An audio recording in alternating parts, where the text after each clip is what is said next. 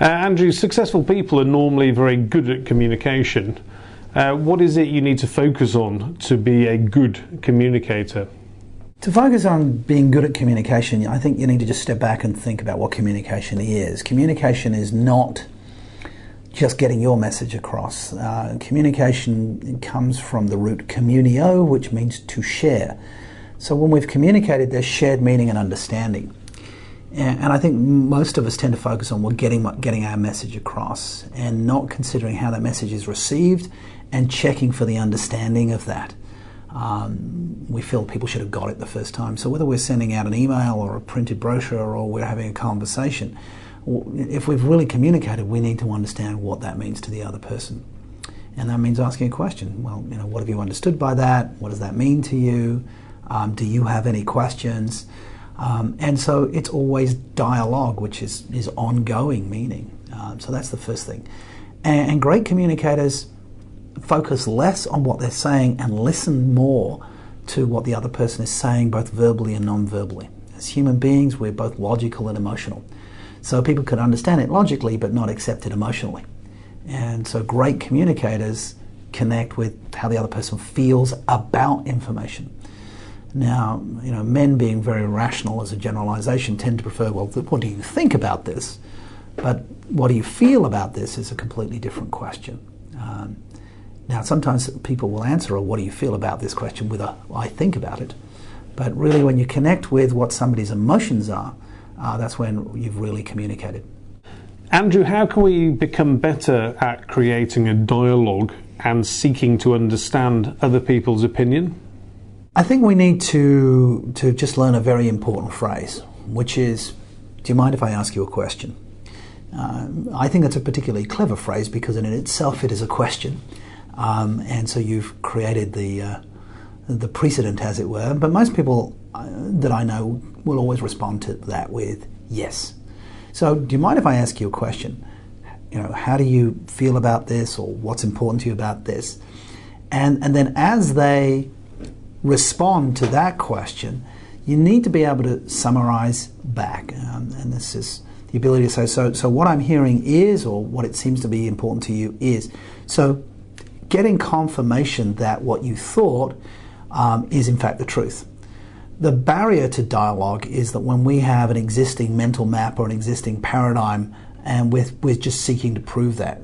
And I hear people in dialogue say, well, don't you agree that, or don't you think that, or language to that extent. And of course that just shuts the other person down because you're imposing what you think on them.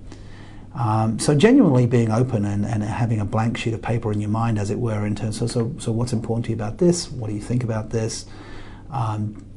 Is a great way to open that dialogue and then responding appropriately. Is there anything else? I think just taking time. I think the important thing is being okay with silence. I think we are too quick in dialogue to want to fill the silence. I think sometimes we'll say something to somebody and they're processing it, and they need to, if we've had a decent dialogue, they need to think about or feel about what that means to them. And I think, particularly in business conversations, we've very much gone into this habit of filling that silence and wanting to move on to the next thing.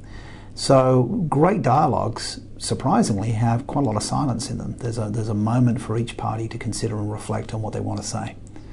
And so get comfortable with that. Andrew, do gadgets and technology help or hinder communication? Gadgets and technology increase the ability to connect and to pass data. The problem can be often that we're data rich and information poor, which is a nice acronym which means don't be a drip. And so I think you've got to use gadgets very, very sparingly. They're great for, yes, meet you at 6:30 at the lobby of the Hilton, works great, by text message. These are the latest sales figures, see attached Excel spreadsheet. But what that should be followed up with is, can we schedule a call to talk through what that means, if at all possible. Look, I use gadgets, love my smartphone. Sometimes they're not very smart because we spend time on them instead of actually talking to real human beings. Many times in a meeting we discuss various points with a client, but we don't agree on next steps or get a commitment. What are some of the ways that we can have more constructive interactions with our clients? I think getting the next step is really the end of any kind of conversation.